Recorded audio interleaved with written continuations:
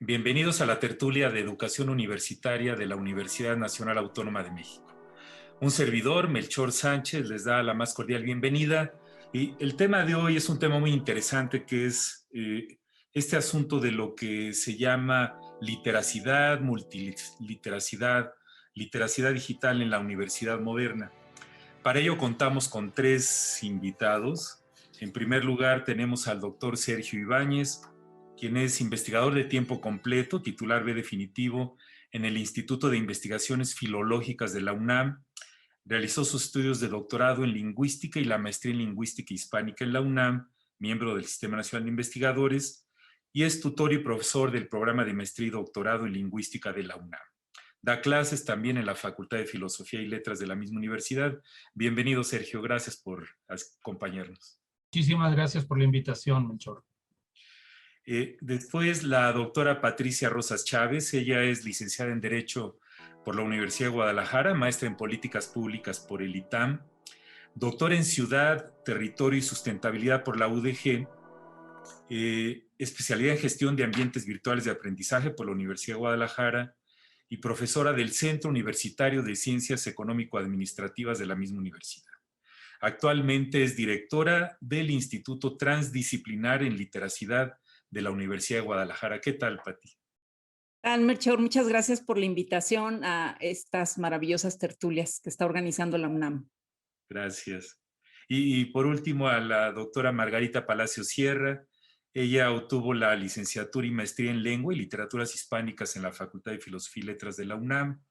Hizo estudios de doctorado en la Universidad de París en Análisis del Discurso y es doctora en Ciencias Políticas y Sociales con orientación en Comunicación en la Facultad de Ciencias Políticas de la UNAM.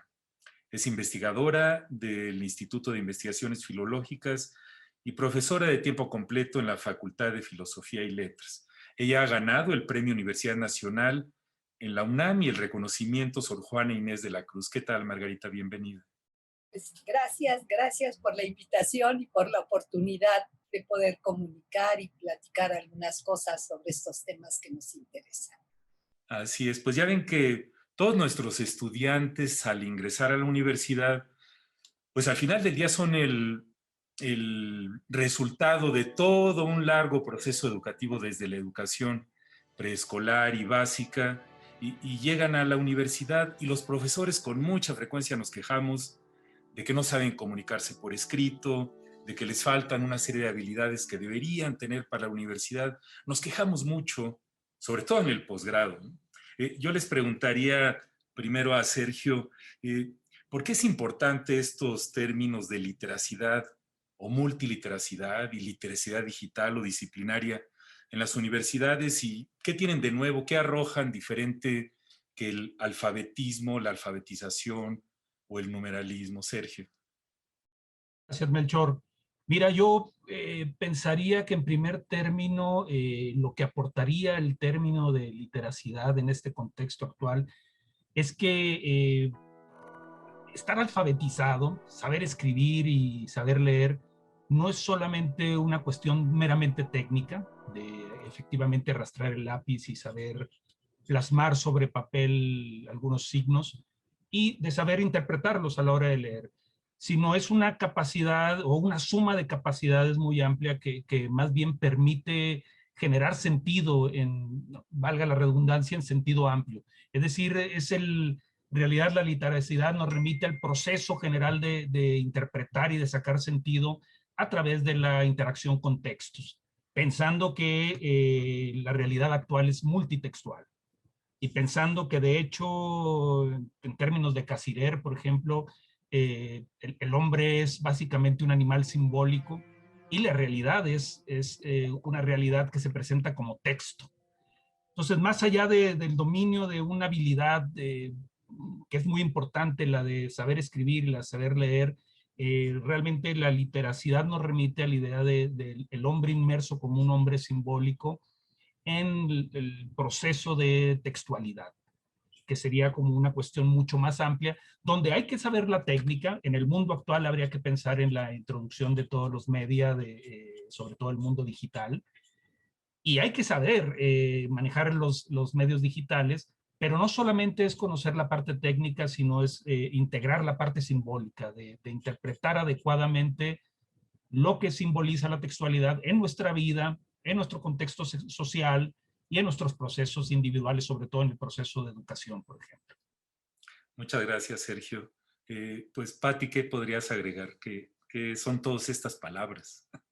Sí, me parece muy bonito el comienzo con el que abre Sergio, porque efectivamente este asunto de la literacidad es producto de una evolución en la concepción educativa misma, ¿no? Digamos que en los 50 las políticas eran alfabetizar propiamente, enseñar a leer y escribir, codificar, decodificar. En los 60 comprender lo que se lee. Y después de los 70 empieza un movimiento con Paulo Freire, que tiene influencia internacional, para repensar el efecto de la educación desde el individuo mismo, desde su contexto, su capacidad de interpretar esos símbolos que están a su alcance. De manera que hay todas estas acepciones, ¿no? Y entonces me gusta mucho a mí pensar en que la literacidad nos permite ampliar la conciencia de la relación que existe entre pensamiento, lenguaje y texto, ¿no? Y que el texto es múltiple, por eso podemos hablar, no tanto, digo, sí mucho de multiliteracidades, pero también de multimodalidad, que es otro concepto que me gustaría sumar, porque el medio es el mensaje, decía McLuhan, ¿cierto? Y es muy importante la manera en que aprendemos, la manera en que interpretamos, simbolizamos y demás a partir de los medios que tenemos disponibles. Entonces, es un aspecto muy importante. De aquí yo diría que las interpretaciones de estos conceptos a partir de lo que se ha avanzado en los estudios de literacidad, algunas corrientes que le llaman los nuevos estudios de literacidad, colocarían como quizás dos grandes maneras de verlo, ¿no? Una manera que tiene que ver con la literacidad hegemónica, más concentrada en las habilidades cognitivas que se desarrollan en el cerebro para que el individuo intervenga, pero otra muy importante que parte de un enfoque social, cultural, que es el contexto, ¿no? Y pensar que leemos y no leemos a partir de nuestro contexto, que las palabras que usamos y las que no usamos nos definen también a partir de ello. Entonces, la literacia digital, desde esta segunda lógica, no la veríamos tanto como el sinónimo de las habilidades digitales, que es picarle a la computadora y saber, ¿no?, dónde está la información, que son las habilidades informacionales, sino que la veríamos como un conjunto de esas habilidades digitales, habilidades informacionales, pero también la criticidad como muy importante para comprender la intención de esos mensajes que están puestos, la calidad de la información con la que se cuenta en el Internet. Y bueno, y la multiliteracidad, pues con una variedad de literacidades, también una pluralidad que tienen que ver con tanto las que se tienen en la comunidad, que están fuera de la escuela, como las que tenemos en la escuela. Y podríamos hablar de literacidades jurídicas y demás, pero también de literacidades comerciales, religiosas, de migrantes, etcétera. Bueno, yo hasta aquí dejaría esos términos. Muchas gracias, Patti. Pues, Margarita, ¿cómo podrías concluir esta primera parte? Bueno, pues yo no voy a concluir, a mí al contrario, voy a empezar por lo que creo que fue el origen de todo esto, que fue Alejandría. La biblioteca de Alejandro es el germen de la Europa e inauguró una mirada hacia el exterior. Pensemos que a Alejandro se le ocurre por primera vez reunir los textos de todo el mundo en una gran biblioteca, que va a ver no solamente sobre sí misma, sino que va a ver hacia afuera.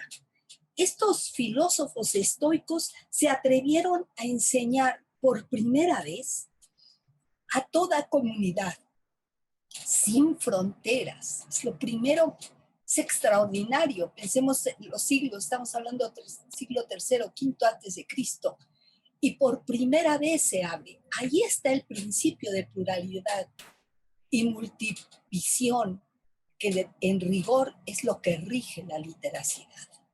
No leer desde el yo-tú, no leer desde el yo y el alfabeto, que es fundamental para llegar al segundo paso. Pero si no leemos respetando a la humanidad, si no leemos en una comunidad sin fronteras, si no empezamos a pensar que son importantes otras lenguas, que las tradiciones ajenas también son ajenas para el otro, las nuestras, si no empezamos en este proceso de comprensión del mundo y del conocimiento como un territorio compartido, esa es la literacidad. Y la literacidad no apareció ahorita. Ahorita aparecieron todos los teólogos, digo yo, de la literacidad, pero la literacidad estaba antes. ¿Qué pasa? ¿Por qué se deja? ¿Qué es lo que sucede? Aparece el chauvinismo. Aparecen estas murallas lingüísticas. Ese fue el daño. Y la muralla lingüística fue la individualidad. Y esto lo vemos en la historia. Pasamos de comunidades a individuos. Este es el gran peligro y creo que por ahí lo habitual, además, pues es el olvido, ¿no? Claro, eso es lo habitual. La memoria, que es la que vitaliza, pues es más accidental. Y esto es lo que realmente molestó e impidió el conocimiento de la diversidad.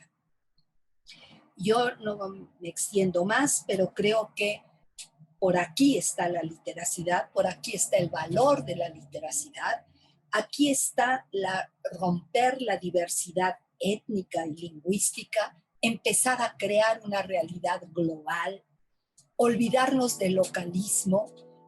Perdón, pero es una pena, no la pandemia, sino la situación de una política localista, individualista, autoritaria, que no está considerando la comunicación con el resto del mundo. Eso es lo grave. Y yo creo que la literacidad es el viaje al conocimiento. Darles a nuestros muchachos las herramientas suficientes para tener una visión crítica plural. Así de importante me parece. Excelente, Margarita, caray, muy, muy buenos y profundos puntos. Pues les agradezco a los tres este inicio del programa. A continuación vamos a escuchar un testimonio de un alumno de la Facultad de Derecho de la UNAM sobre pues, cómo consigue la información, dónde la lee, cómo la entiende.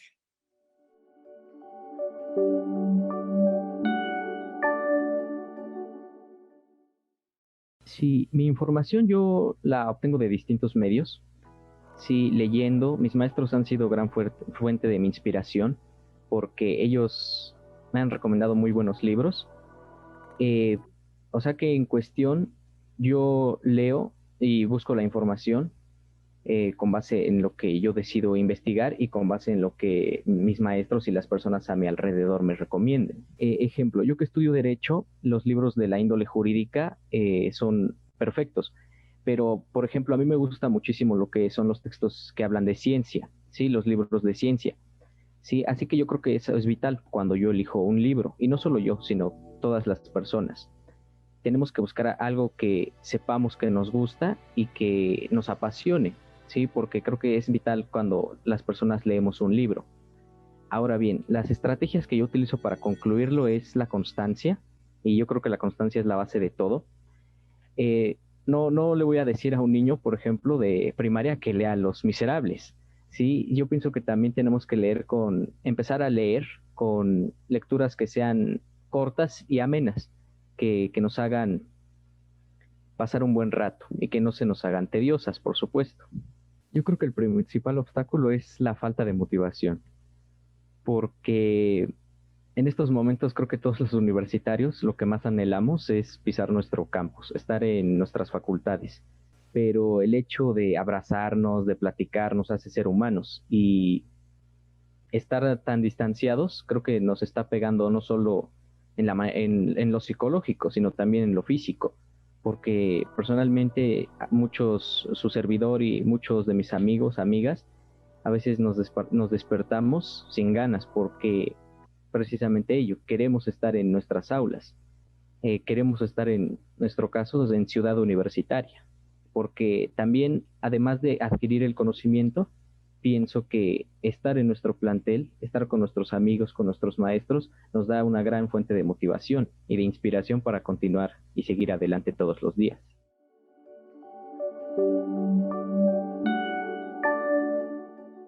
Estamos en la tertulia de educación universitaria de la UNAM, platicando sobre el tema de la literacidad y nuestras universidades.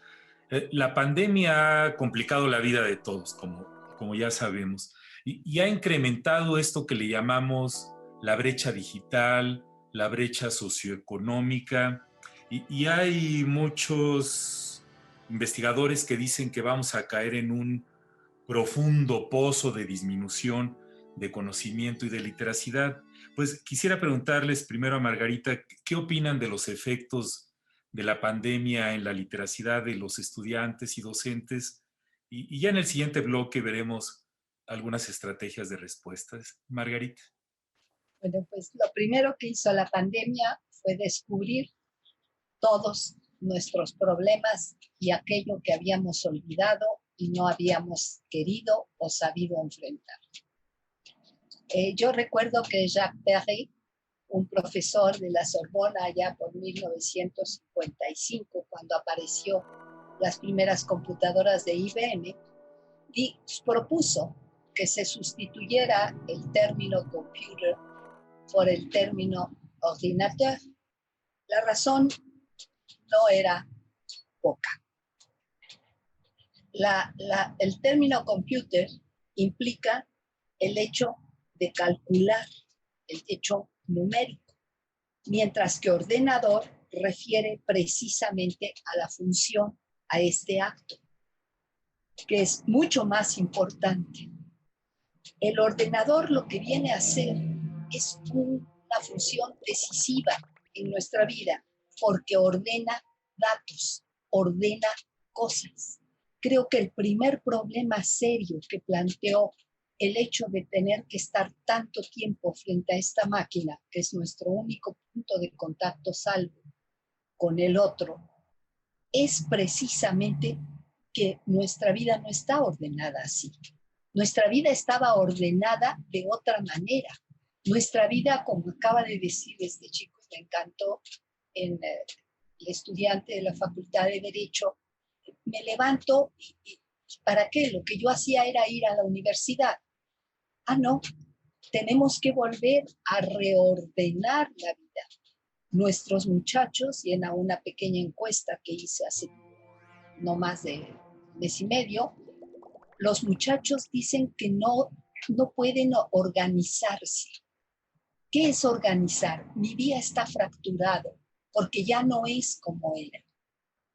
Este ordenador me está ordenando reordenar mi vida en función de ello. Creo que esta es una de las cosas que debiéramos poner muchísima atención en este momento.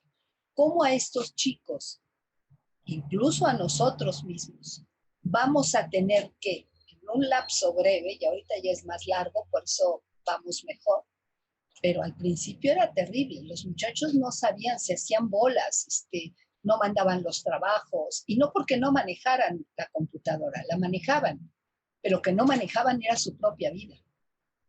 Esto era mucho más grave. No tienen una disciplina, había que volver a aprender una nueva disciplina.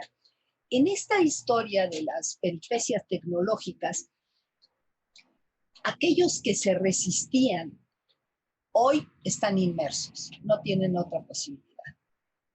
Todo el que se resistió hoy está inmerso y dispone del ¿qué hace la computadora? ¿Archiva? No. Dispone conocimiento. Eso es lo que es importante. Empezar a disponer conocimiento más libre, más accesible. La deficiencia gubernamental es evidente.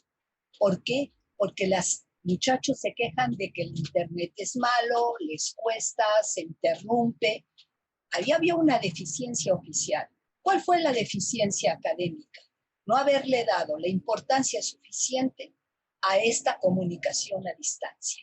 La educación a distancia hoy va a ser central, porque una parte importantísima de la educación se va a hacer a distancia. O sea, hay un cambio radical en el que las universidades nos tenemos que poner muy al corriente y empezar a implementar. En nuestra facultad se habla ya de vincular los programas del sistema abierto con el sistema escolarizado. Es increíble. En la misma facultad había un programa para los maestros, para carrera X, como la mía, de lengua y literaturas, en el sistema a distancia. Y otro programa en el sistema escolarizado.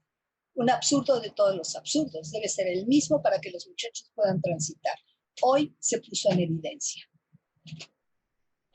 Algo muy grave es la actualización.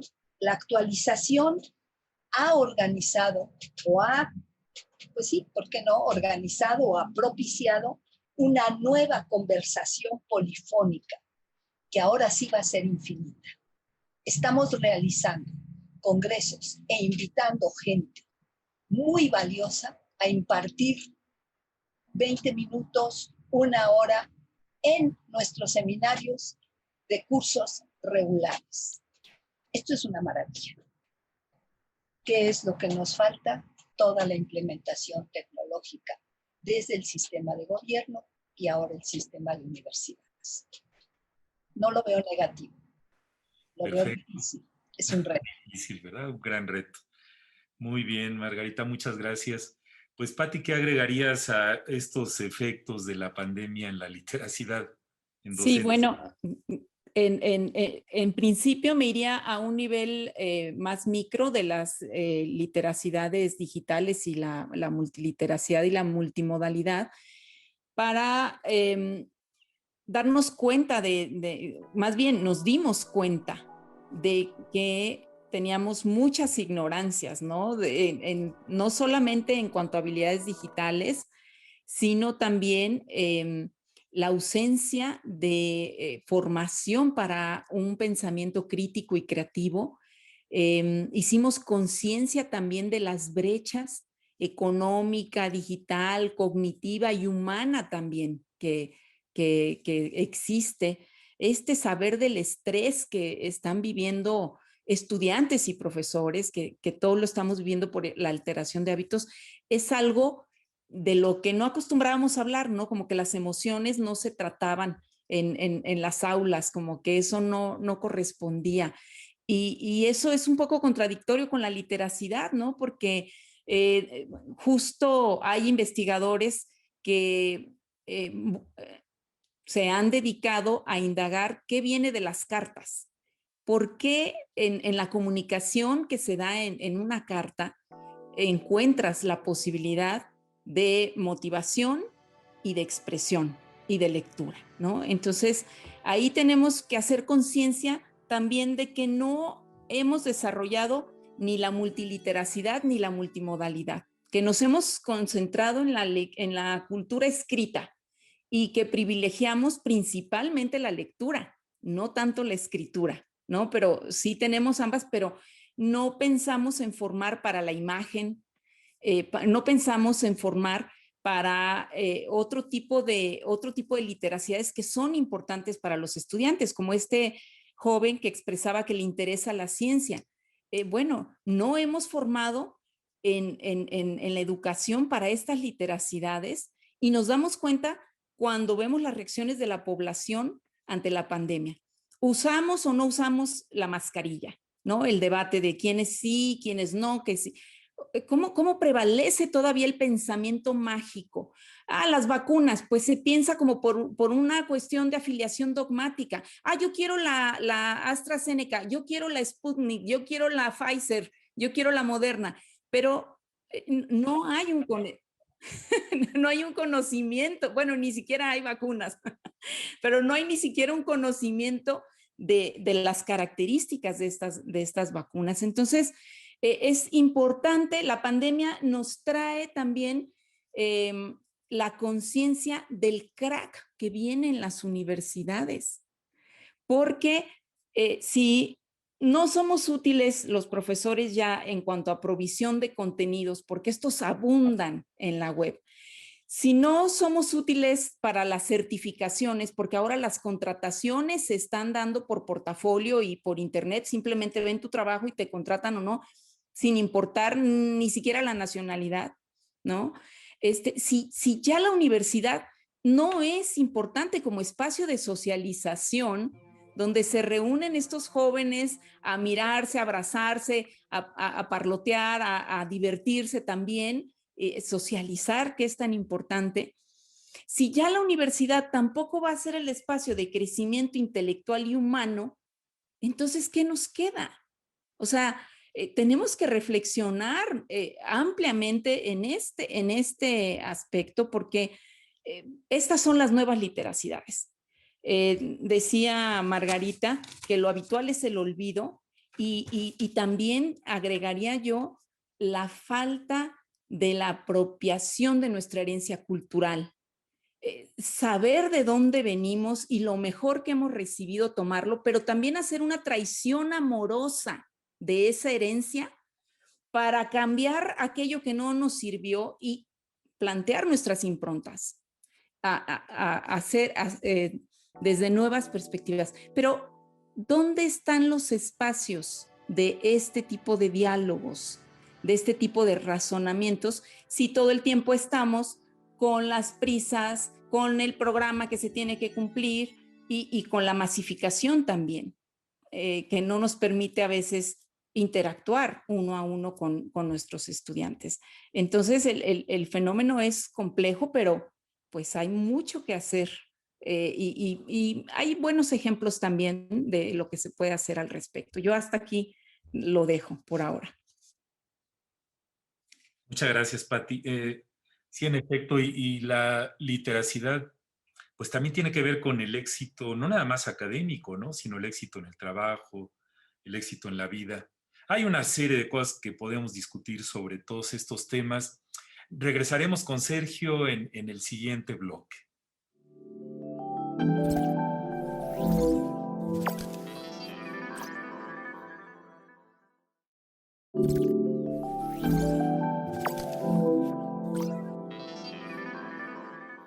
Estamos de regreso en la tertulia de educación universitaria de la UNAM, tocando el tema de la literacidad y las universidades. Y estamos platicando sobre el efecto de la pandemia en docentes, estudiantes y en las instituciones mismas. ¿Y qué podemos hacer en respuesta a todo este gran reto?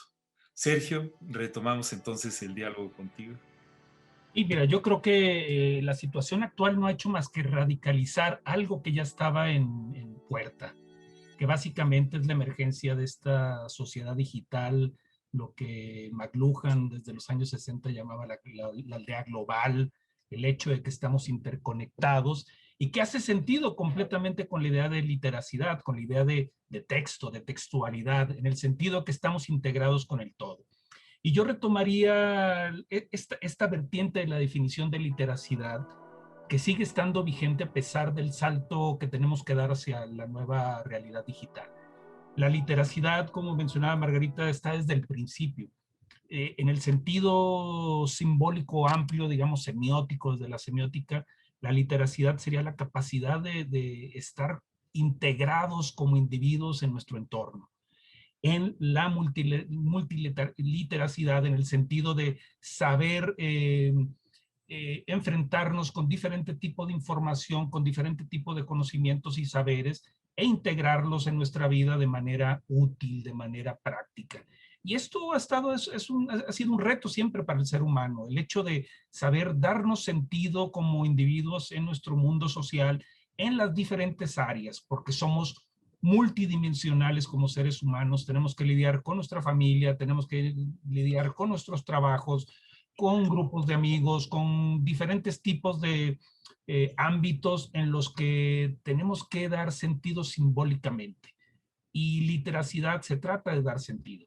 En ese sentido, la apuesta está en formar para que los estudiantes sepan integrarse cabalmente en el mundo moderno de una manera social integrada, de una manera en que el significado individual solamente puede tener, digamos, repercusión en el significado social, en el crecer, en el identificarnos a través del otro, en el respeto al otro, en el reconocimiento del otro.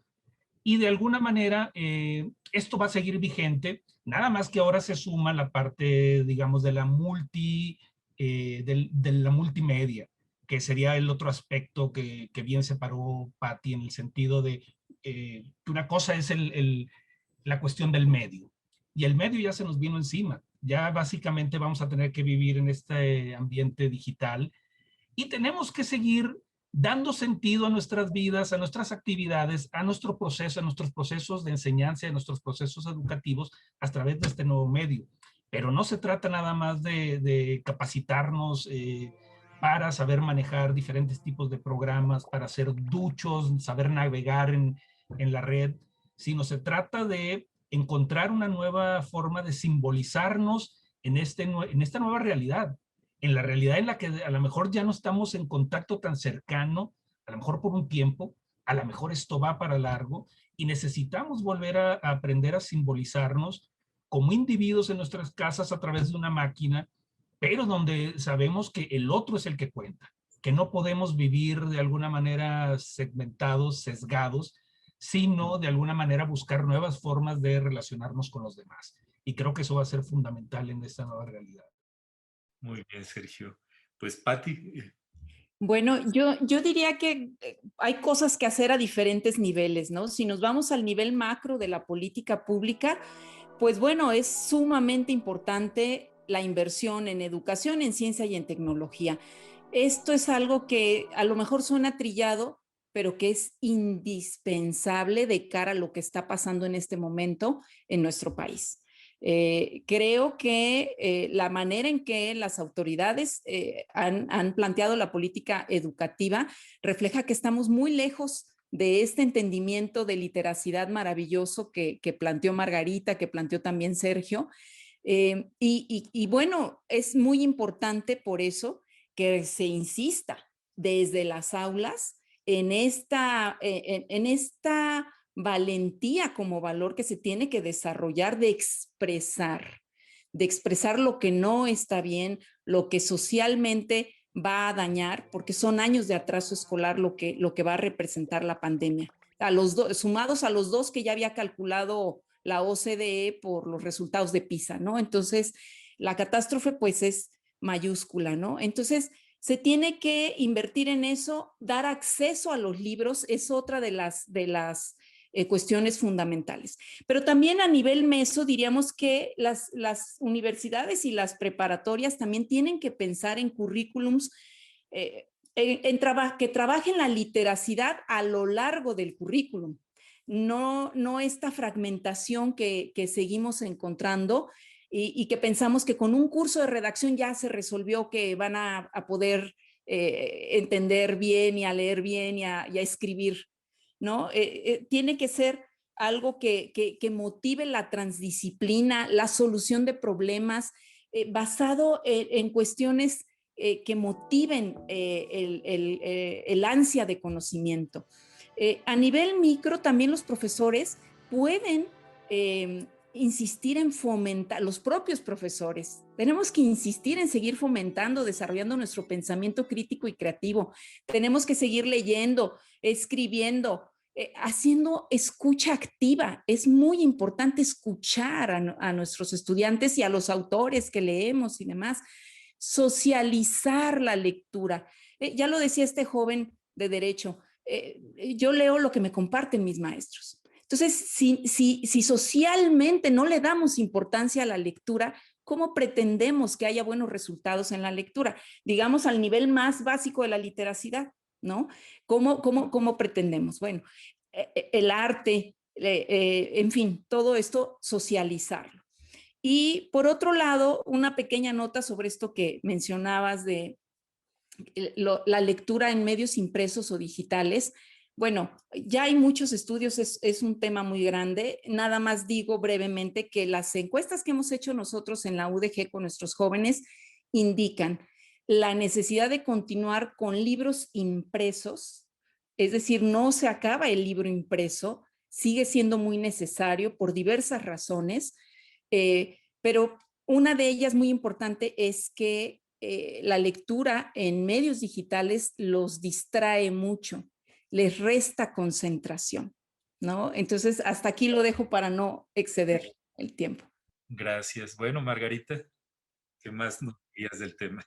Yo creo que cada tantos de siglos se queman bibliotecas. Esta es una quema de bibliotecas, hay que aceptarlo. Y no solamente ahorita. ¿Sí? Los que nos gustan los libros, verdaderamente tenemos cadenas para movernos de un lugar a otro. Hoy la gente se va a mover en libros digitales. Yo misma y ustedes, estoy segura, y muchos de nuestros muchachos bajan los libros digitalmente con una habilidad extraordinaria. Ya no necesitamos andarlos comprando y hemos ido aprendiendo poco a poco a leer en digital. ¿Por qué? Porque es simplemente un proceso de adaptación. Eso es todo. A mí me sigue gustando leer en papel, claro que me sigue gustando, como a alguien también le gustará, pero igual voy a leer en digital. Estamos empezando a vivir un mundo híbrido. Y eso es lo primero que hay que aceptar. La resistencia y la oposición no nos van a ayudar. No creo de ninguna manera que haya nadie que va a desaparecer. Va a desaparecer el que no se adapta, que son las especies que a lo largo de la biología han muerto. Esos son los que van a desaparecer. El que se adapte se va a transformar. De tal suerte, me encanta un libro de Chesterton, esa pregunta tonta que le hacen a uno de dónde, cuando te vayas a una isla, bla, bla, bla, bla, ¿qué libro te llevarías? Y Chesterton contestó algo sensacional. Dijo, ¿yo? No, yo lo que quisiera es encontrar el manual para la construcción de una lancha. Pues claro, si no nos vamos a quedar en que el mundo cambió y se transformó y qué desgracia y estoy en la isla perdida. No, vamos a ver cómo encontramos el manual de construcción de la lancha para salir de esto. Sí, por ahí va. El papel versus lo digital no es versus, es el papel hacia lo digital y de lo digital hacia el papel. Ahí hay un juego maravilloso. En rigor, la lectura siempre será un proceso de reconciliación del hombre con el hombre mismo. Y es ahí donde está. Y ahí es donde pasamos. Lo que es importante es darnos cuenta que pasamos de la virtualidad o de la llamada realidad virtual a la realidad en lo virtual. Esa pequeña y minúscula preposición hace nuestra condición. Ahorita estamos viviendo la realidad en lo virtual. Lo que estamos haciendo aquí es una sesión real en un medio virtual, pero no estamos en la realidad virtual, por favor. ¿Sí? Y esto me parece central. Yo no creo que haya ningún atraso, que los alumnos no están perdiendo nada. Eso me parece un eslogan totalmente político y catastrófico, ¿sí? Los niños están aprendiendo a cocinar, a limpiar, a ayudar, a ver cómo coexisten en una familia que se dividía en la mañana y se encontraba en la noche. Ese es un proceso dolorosísimo. Por eso estamos teniendo tanta violencia intrafamiliar. Eso es un aprendizaje. Y un aprendizaje más importante que el de los libros. Y bueno, ese es el mundo híbrido hacia el que vamos, y yo solamente me quisiera recordarles una frase hermosa del doctor Bonifaz Nuño, que alguna vez me dijo cuando le comentaba, bueno, doctor, ¿y usted cómo le hace? El mundo se cae y usted siempre queda parado. O sea, Margarita, yo nunca tomo causas que no voy a ganar. Entonces, por ahí va el asunto, ¿sí? Si quiero seguir como estoy, es una causa perdida. Si quiero la transición, es una causa lograda. Y ojalá por ahí caminemos todos. Gracias. Excelente, muchísimas gracias. Bueno, muchas gracias por sus intervenciones. Ahora vamos a escuchar el testimonio de una docente de la Facultad de Estudios Superiores Iztacala de la UNAM.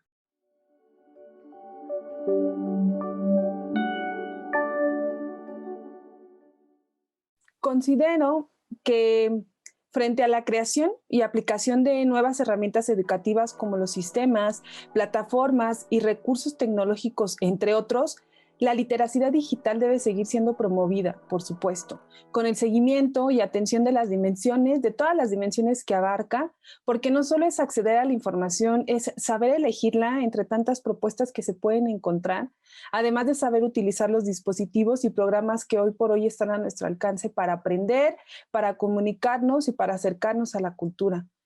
Pienso que es importante seguir transformando las prácticas, impulsando la innovación educativa y la integración de este tipo de acciones para la realización de actividades de investigación, como uno de los tantos ejemplos que se pueden mencionar.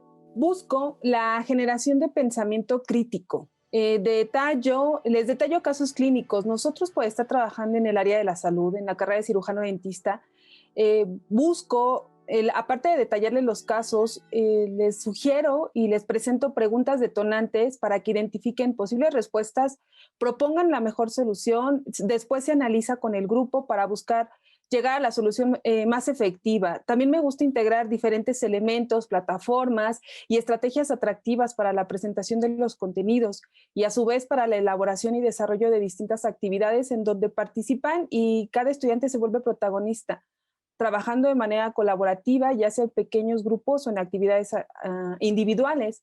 Además, sugiero cursos, talleres, me gusta mucho integrarles seminarios, páginas de internet, artículos u otros elementos que se relacionan con los contenidos de las asignaturas. Considero que esto es algo que se venía presentando desde hace mucho tiempo.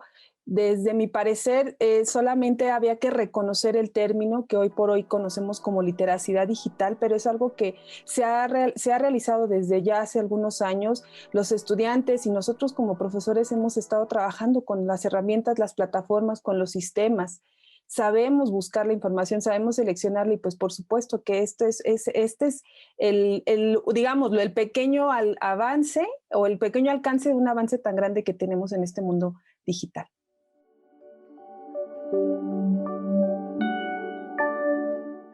Estamos en la tertulia de educación universitaria de la UNAM platicando sobre el tema de literacidad y los efectos de la pandemia.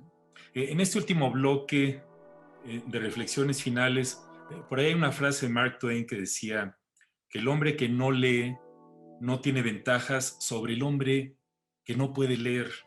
¿Y qué tanto, cómo le podemos hacer para que cada individuo, cada persona, cada grupo gremial, cada universidad, juntemos los hombros y avancemos en este trayecto de mejorar la literacidad, no nada más de los estudiantes, sino de nosotros como docentes? Entonces, les pediría una reflexión final sobre el tema. Empezamos por Patti. Sí, gracias. Bueno, yo lo primero que diría es que la pandemia es una oportunidad de innovación educativa y de ampliación de nuestros entendimientos de la literacidad. Entonces, que debemos retomar el diálogo entre pares, que es una cuestión sumamente importante, para pensar y repensar en nuestra tarea educativa hacia dónde va nuestro trabajo. Quizás no con una visión catastrófica, sino una visión optimista, como lo plantea Margarita, me gusta su optimismo, pero también con una visión crítica, porque es muy importante reconocer que no se ha estado desarrollando el pensamiento científico como quisiéramos para responder a este tipo de circunstancias, porque es importante reconocer que, bueno, si no avanzamos siquiera en la comprensión de la lectura y la escritura, ¿cómo podríamos avanzar también en un desarrollo para el pensamiento crítico? Entonces, creo que tenemos una oportunidad de oro precisamente para poder ampliar nuestro entendimiento, aprovechar que la reforma al artículo 3º constitucional ya incluye esta palabrita y decir, bueno, pues empecemos también en todos los niveles, como lo dije, ¿no? Desde el nivel macro hasta el nivel micro. Los estudiantes también nos aportan mucho aprendizaje a través de sus vivencias, de sus pantallas cuando las encienden y vemos las condiciones en las que viven y nos percatamos de la brecha digital que existe. Y es muy importante retomar en esta nueva, en este nuevo entendimiento de la educación, la emocionalidad. Definitivamente somos personas, es una nueva era, es una nueva época, los medios nos están moviendo y es importante también darnos las pausas para reflexionar sobre esto. Así es. Perfecto, Pati, muchas gracias. Sergio. Sí, mira, Melchor, yo pensaría que es una oportunidad ahorita, sí, para subirnos a lo que nos plantea el nuevo mundo digital, el nuevo mundo multimedia, pero también es una oportunidad para fortalecer capacidades y habilidades fundamentales del ser humano que están desde siempre. Creo que las humanidades tienen mucho que decir en este mundo nuevo, porque las capacidades que los jóvenes necesitan hoy en día no es solamente volverse hábiles en la navegación en los nuevos medios digitales y en el uso multimedia, sino cómo discriminar la información, cómo ser críticos, como han mencionado tanto Patricia como Margarita, en el sentido de saber sacar la mejor información de la infinidad de textos que hay en Internet, por ejemplo. Hoy los alumnos entran y dan un clic y se les puede aparecer cualquier cantidad de información sobre un tema, pero posiblemente no sepan qué hacer con ello. Por eso pienso que de alguna manera los conocimientos fundamentales que tenemos en humanidades desde siempre, de cómo conocer críticamente, de cómo plantear metodologías de reconocimiento de la información, de discriminación de las fuentes, de entendimiento de, por ejemplo, el tema del plagio, cómo reconocer materiales que están de alguna manera plagiados, cómo reconocer la autenticidad de materiales. Todo esto tiene que ser conocimiento que esté ahí siempre como una base fundamental del aprendizaje de los estudiantes. Debe haber cambio, posiblemente debemos de adaptarnos en nuestras metodologías de enseñanza, definitivamente. Como profesores tenemos que tomar el reto de aprender a caminar en los nuevos medios, en la multimedia con nuestros estudiantes, pero creo que los conocimientos fundamentales siguen siendo los mismos.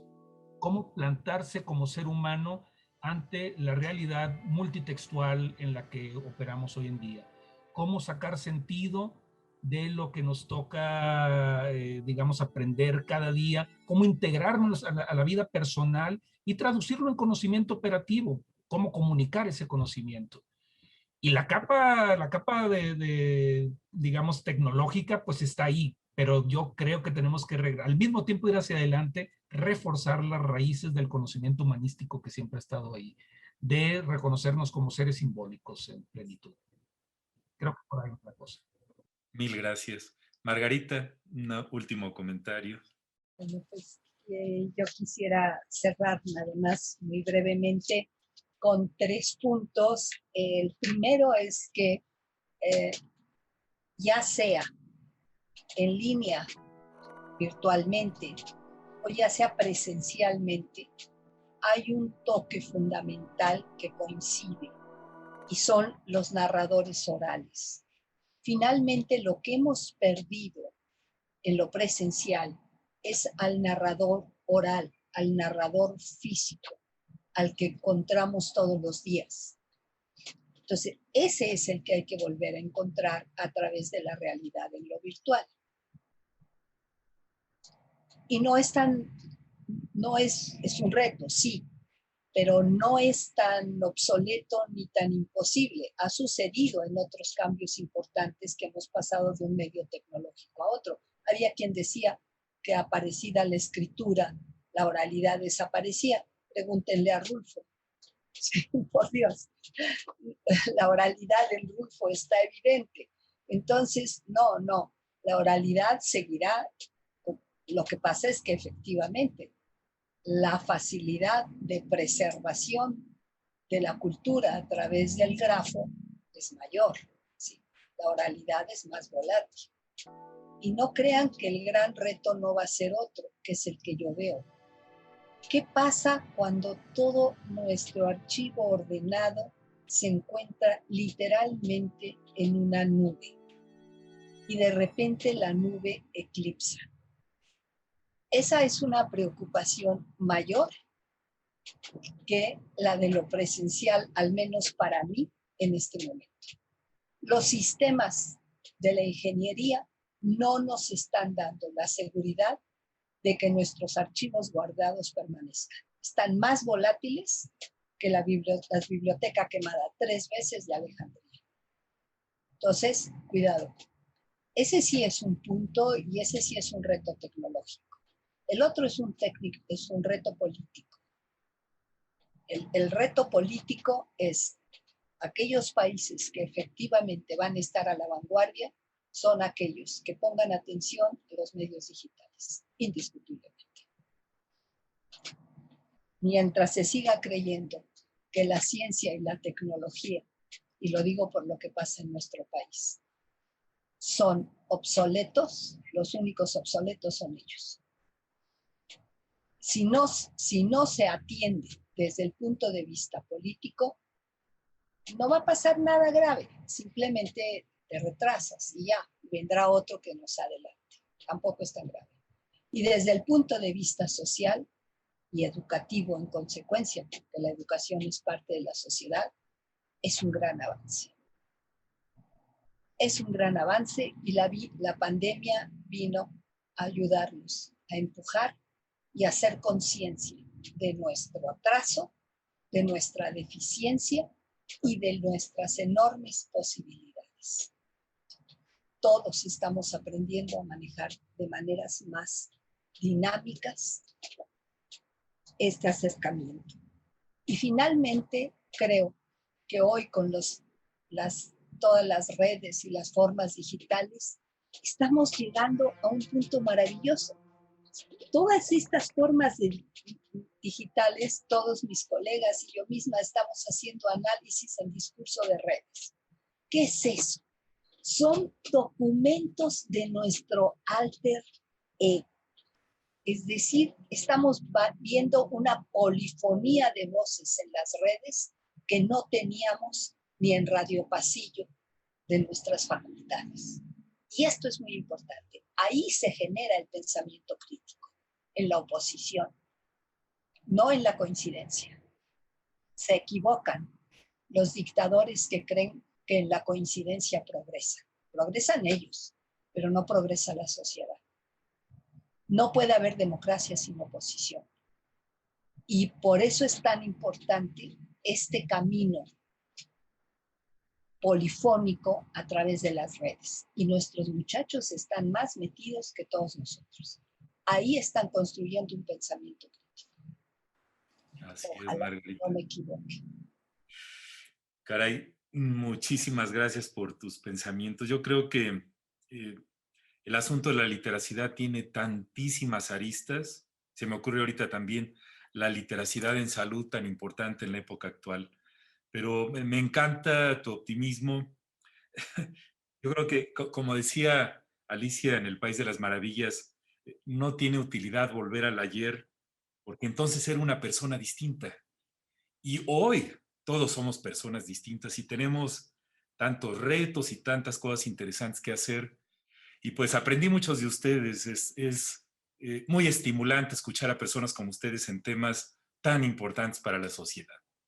Pues les agradezco de nuevo su participación y nos vemos en la próxima tertulia.